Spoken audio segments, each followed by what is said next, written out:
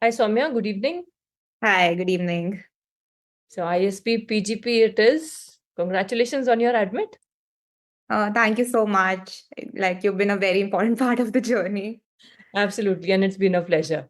And for everybody else to know, she has an admit to ISB PGP. She'll be joining in the class of 2026.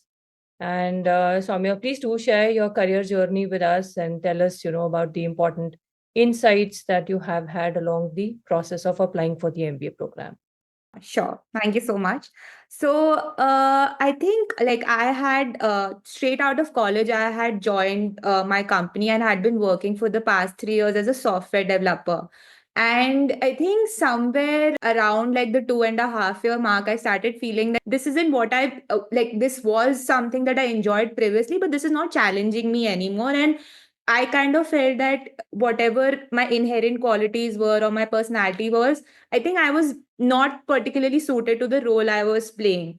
I also somewhere felt like, the kind of profile I was having right now in my company and the roles I was taking, they were probably not a develop, like that was not something that a developer profile should be doing. And what I was getting interested in was more towards something which would be like a consultant's profile or somewhere in product management, maybe. And I started having this question, right? That should I probably need to get another degree and what should be that degree?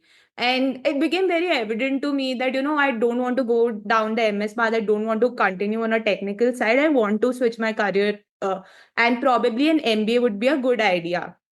So I think it was like Jan 2024, where like I had kind of like spent 2-3 months till then brainstorming that what would be the good path. And by Jan 24, I decided that I'm looking at getting probably an MBA. And I was from the starting very clear that I wanted to target ISB as my main college. If I don't get in, then I probably would have looked at other avenues. But like it was my entire prep was always targeted towards this one college.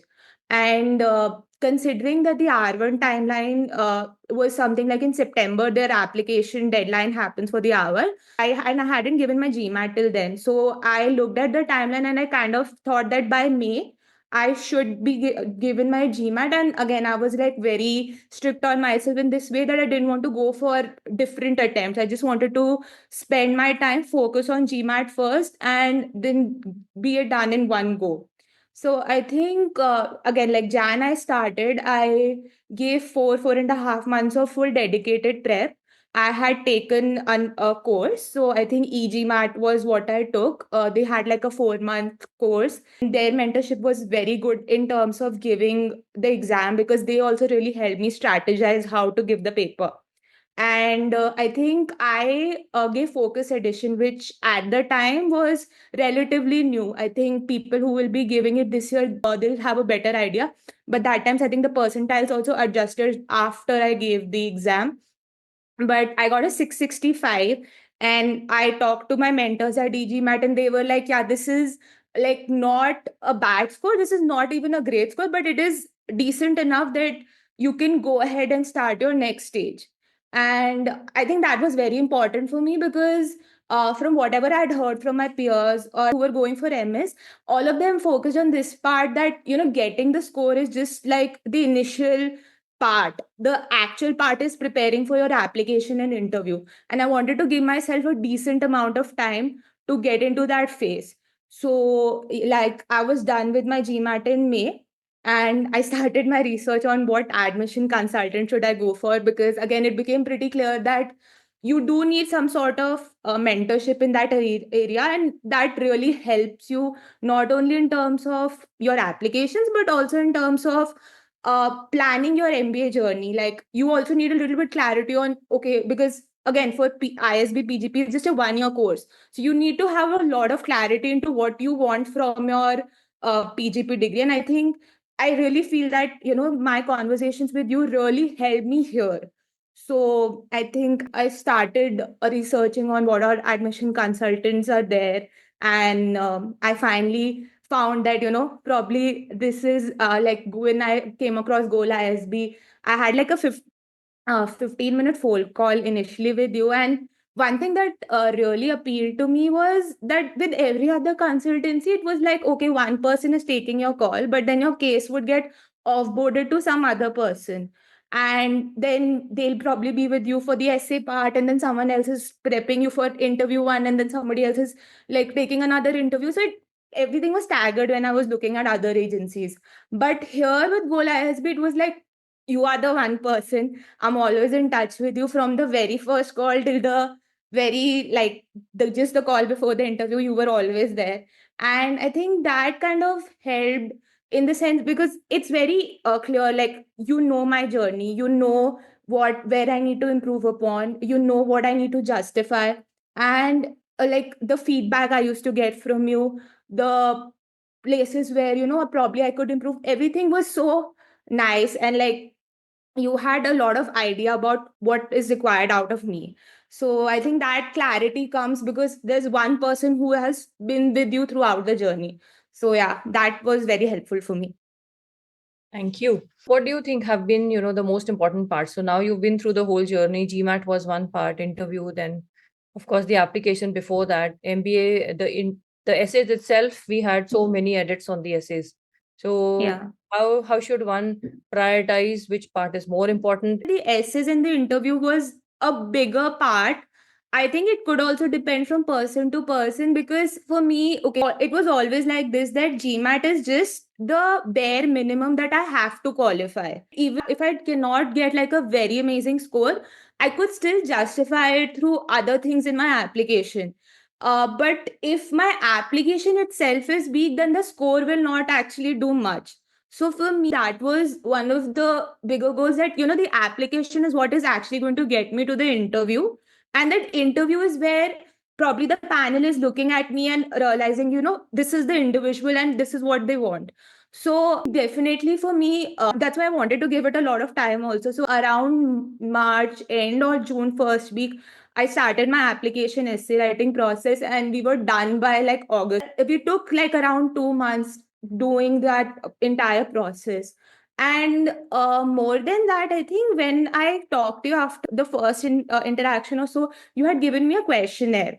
So that questionnaire helped me brainstorm a lot. I think that was the most helpful part of it all because that initial brainstorming, whatever came out was very authentic to me. And it came out very organically. Very organically, I got an idea of, okay, these are my strengths. These are the things that I have done professionally. This is what I'm looking out of my PGP.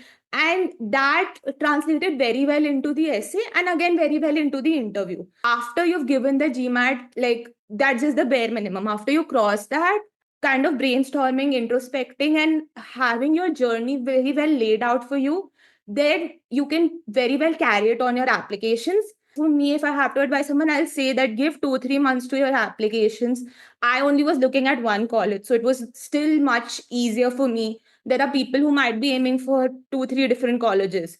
So in that case, you have to manage a lot of different timelines and different questions. We were looking at 3 essays. Some colleges require video essays and a lot of other things. So spending that time on your applications is very important. That is where you're getting a chance to show who you are as an individual, and that is what probably they're looking for. So I think, yeah, that'll be my topmost priority. And you've almost answered my next question, which would be around, advice for the applicants for the next years. So in that case, is there anything else that you would like to add in terms of timelines, in terms of any myths that should be broken? They should not think about those things. It's easy to kind of lose your focus, start thinking about what if this goes amiss, or what if you're not able to, even if you go for a score, maybe you don't. Like, it's easy to get dejected and it feels like a long road because now if I look at it, it almost took me an year or more than a year if I look back. So I think always like look at it from step by step. Step one, okay, this is getting the GMAT score. Don't think about what happens if you don't get your score. What even if you have to give a reattempt, like when you're going for that paper, just take it one day at a time, one step at a time. And I think that really helped me because it helped with my exam jitters when it came to GMAT. It helped with the application jitters because even between the application and interview, there's like a long period of time where you don't know, you can't do much. You can just prepare and you don't know if you're going to get back the call.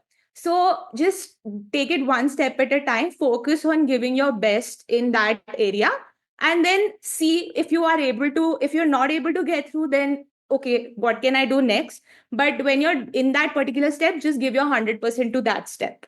And this is great advice. A lot of time people just look at, the end goal and keep on feeling jittery about it. And also do self-reject a lot of times in terms of comparing themselves to other applicants or successful admits that they might have seen somewhere. So it is always a good advice that never do that. Just focus on what you are doing at that current point in time, so that meeting the timelines is important. Otherwise, you'll lose out on the R1 benefit at all. Soumya, thank you so much for your time today, and all the best for your career journey going forward.